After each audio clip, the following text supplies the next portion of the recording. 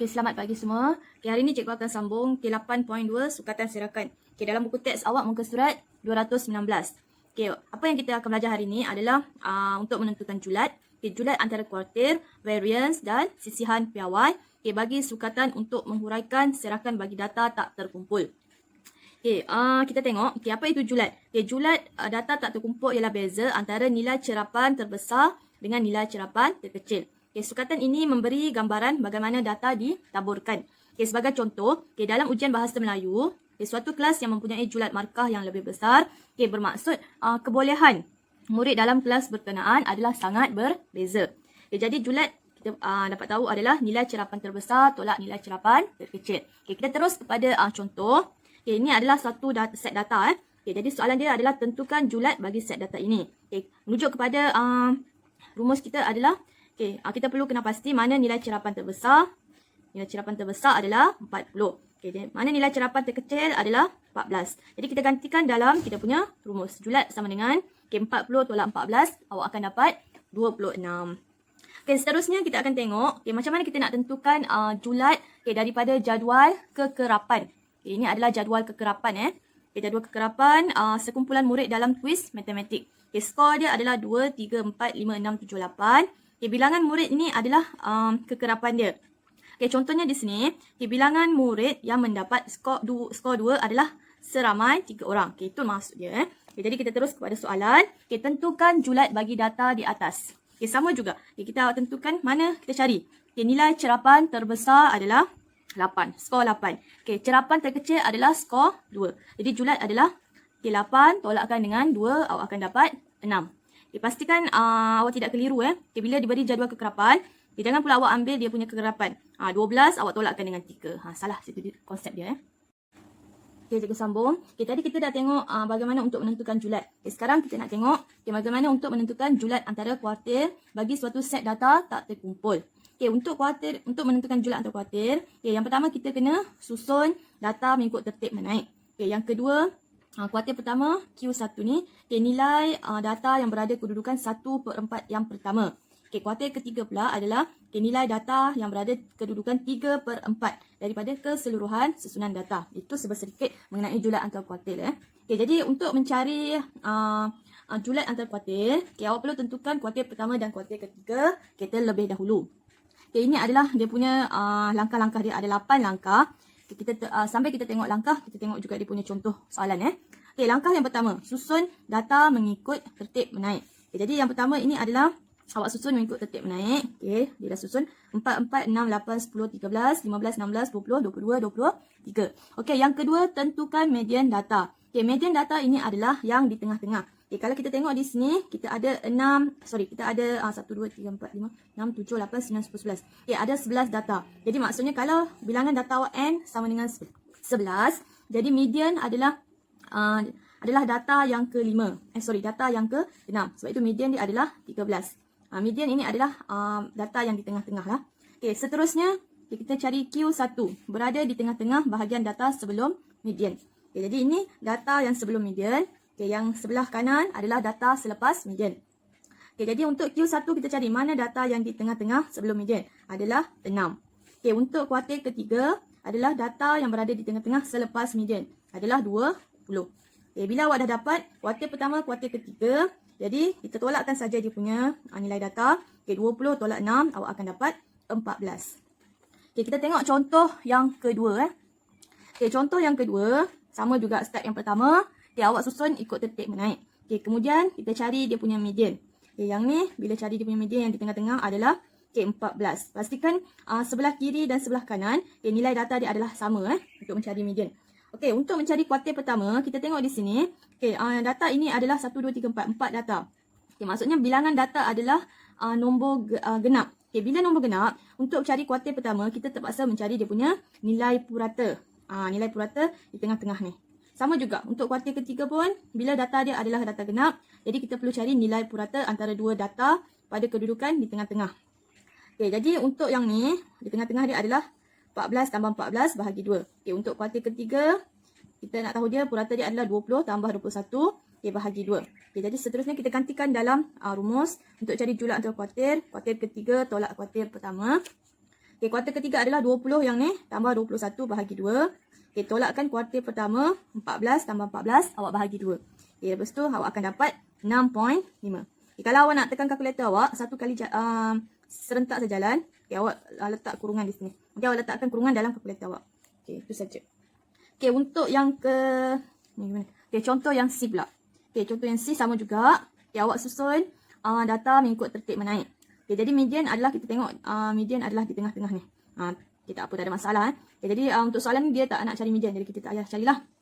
Okay, untuk kuartil pertama, okay, bila kita tengok, okay, nilai dia adalah data genap. Jadi data genap perlu cari dia punya purata. Sama juga kuartil ketiga, kita tengok bilangan data dia adalah data genap. Okay, cikgu nak ingatkan, data genap tu adalah sifir 2 lah senang 2, 4, 6, 8 dan seterusnya. Jadi untuk cari julat antara kuartil, sama juga, kuartil ketiga tolak kuartil pertama. Okay, ni adalah kuartil ketiga, ni kuartil pertama. Okay, 2.9 tambah 3.0 bahagi 2. Okay, tolakkan dengan kuartil pertama 2.5 tambah 2.5 bahagi 2. Okay, nanti awak akan dapat 0.45. Okay, sekarang kita nak cari julat antara kuartil. Okay, bagi jadual kekerapan. Okay, bawah ni adalah dia punya kekerapan dia. Okay, untuk mencari julat antara kuartil, bagi jadual kekerapan, kita perlu mencari kekerapan longgokan. Okay, bagaimana untuk cari kekerapan longgokan? Okay, bermula dengan awal ni, okay, 3. Okay, untuk kekerapan seterusnya, awak tambahkan dengan 5 ini tambahkan dengan kekerapan sebelum dia. Jadi 3 tambah 5 dapat 8. Okay, 8 ni tambahkan dengan 6 dapat 14. Jadi maksudnya dia akan berbentuk zigzag di sini. Okay, kita tambah yang last sekali 41 tambah 3 dapat 44. Maksudnya bilangan pelajar adalah 44 orang. Okay, kalau awak nak tahu kekerapan longgokan awak ni betul ataupun salah, okay, yang bilangan murid ni cuba awak tambah dulu. Tambahkan semua. Okay, bila awak tambahkan semua di sini, contohnya di sini adalah 44. Cikgu dah tambah bilangan murid ada 44. Okay, jadi pastikan yang last kali ni kekerapan longgokannya pun adalah 44. Supaya dia adalah tally. Okay, seterusnya baru kita okeykan. Okay, yang kotak yang pertama ni maksudnya kalau 3. Okay, cerapan pertama sehingga cerapan ke-3. Okay, selepas ke-3, cerapan ke-4. Okay, kalau dia kekerapan longgokan dia sini 8, maksudnya cerapan ke-4 sampai cerapan ke-8. Okay, lepas tu cerapan ke-9 sehingga cerapan ke-14. Okay, nak tahu cerapan sehingga cerapan ke berapa, tengok kedudukan kekerapan longgokan dia.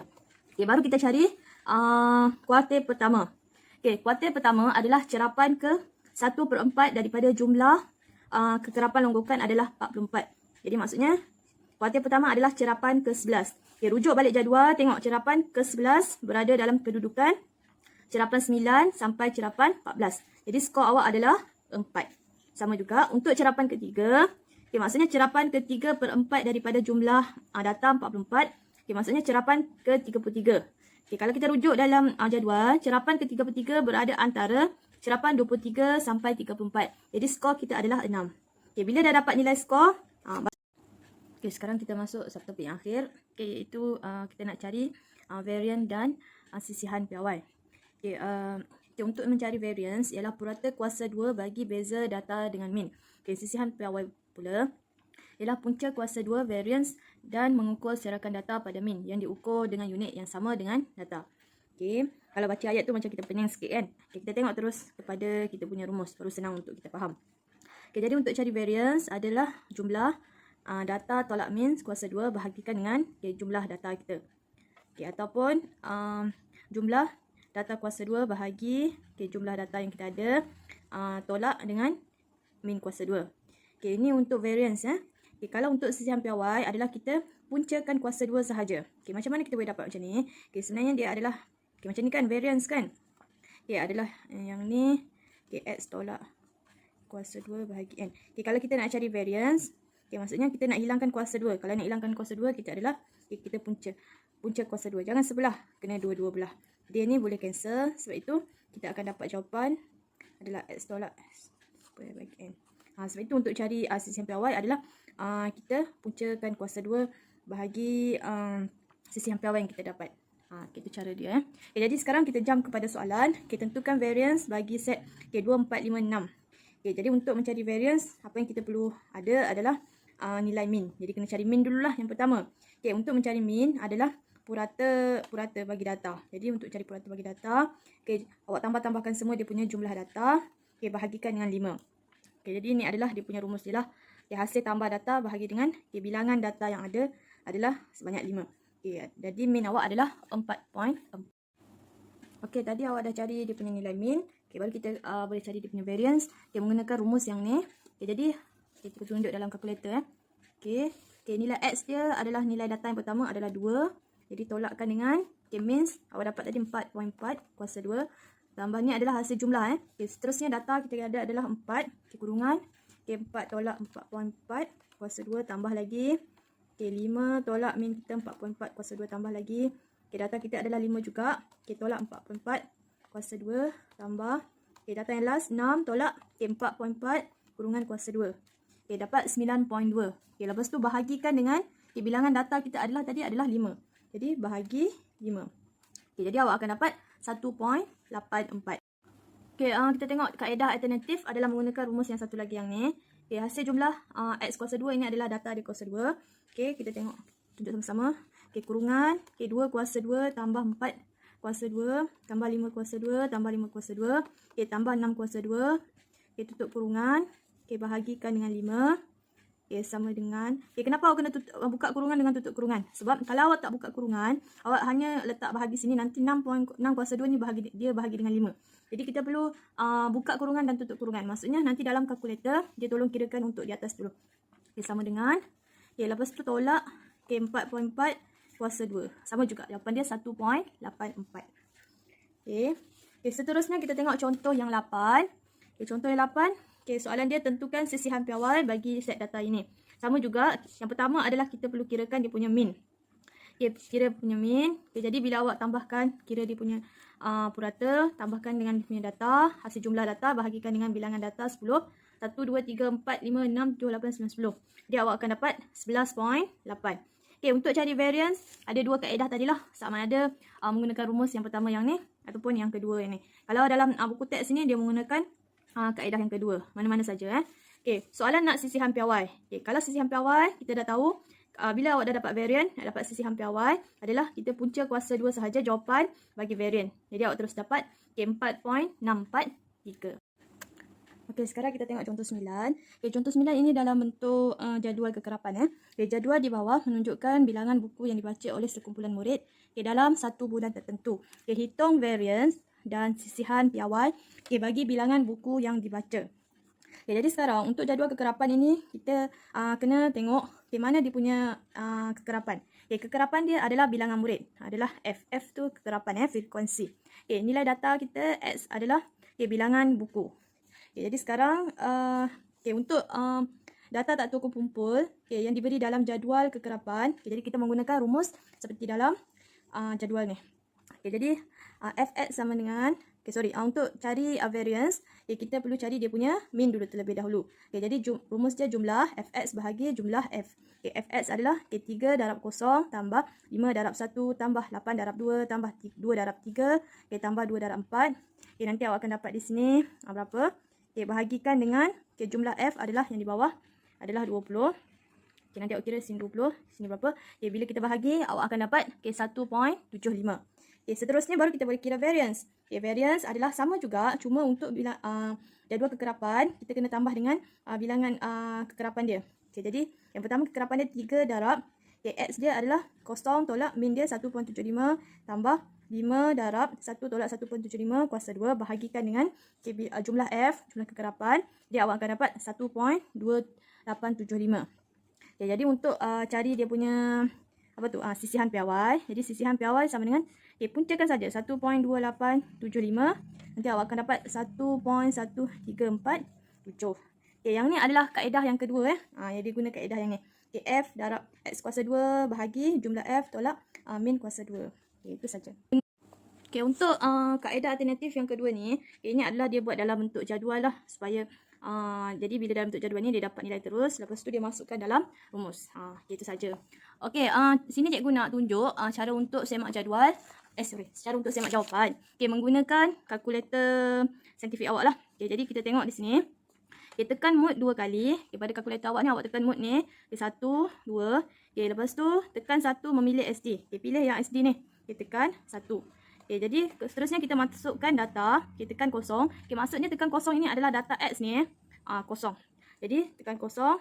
Okey, diikuti M3 kali. Apa maksudnya? Maksudnya data kosong kita ni ada kekerapan sebanyak 3 kali. Jadi awak tekan 3 kali lah. 1, 2, 3. Okay, tekan 1. Okay, ada 5. Jadi M ni 5. 1, 2, 3, 4, 5. Okay, lepas tu tekan 2, ada 8. 1, 2, 3, 4, 5, 6, 7, 8. Okay, 3. Data kita kekerapan 2 kali. 1, 2. Okay, seterusnya data yang keempat, kekerapan 2 kali. 1, 2. Okay, jadi jumlah N kita adalah, di sini adalah okay, 20. Pastikan masa awak tekan M tu, tidak tersilap lah. Kalau awak tersilap nilai N awak di sini, nanti semua data yang lain salah lah. Okay, seterusnya tekan shift 2. Okay, shift 2. Okay, apa maksud paparan di sini? Okay, kalau 1 ini adalah kita nak cari min. Okay, contohnya saya tekan 1. Sama dengan okay, 1.75. Betul lah. Tadi kita dapat okay, min 1.75. Okay, kalau kita nak patah balik, tekan shift balik, tekan 2. Okay, sekarang saya nak cari dia punya variance. Okay, dalam dekat di sini, okay, variance tidak ada. Hanya ada adalah sisihan piawai. Okay, jadi sisihan piawai dia adalah okay, tekan 2 sama dengan okay, 1.1347. Kenapa 347? Sebab dia sudah bundarkan di sini. Jadi sisihan piawai 1.1347. Okay, untuk dapatkan varian, jadi kita kuasakan 2 untuk sisihan piawai. Okay, bila awak kuasakan 2 ke sisihan piawai, awak akan dapat 1.1347 kan? Okay, bila awak kuasakan 2, jadi data yang ni pun dikuasa 2. Nanti awak akan dapat jawapan bagi variance. Jadi kuasakan 2 lah jawapan kita sama dengan 1.2875. Okay, sama tak jawapan dia? Okay, sama. Okay, kalau nak patah balik, tekan shift, tekan 2 yang tadi. Ni untuk means, ni untuk sisihan piawai. Okay, kalau shift 1, sorry tak boleh pula. Okay, 2. Okay, shift 1. Okay, yang ni pun boleh. And 3 ni, cuba kita try. Okay, 3 sama dengan, maksudnya jumlah kita adalah sebanyak 20. 20 kita punya bilangan murid tadi lah. Okay, shift 1. Okay, yang ni X kuasa 2, 35. Ni, kalau yang ni betul lah tadi. Untuk cari min adalah Fx kan. Jadi maksudnya 35 bahagi 20. Jadi kita boleh menggunakan maklumat, kita boleh semak lah menggunakan kalkulator ini untuk pastikan jawapan kita betul ataupun salah. Tapi yang penting awak masukkan data tu dengan betul lah. Kalau awak masukkan data dengan salah, jawapan salah jugalah. Okey, itu saja untuk hari ini. Sekian, terima kasih.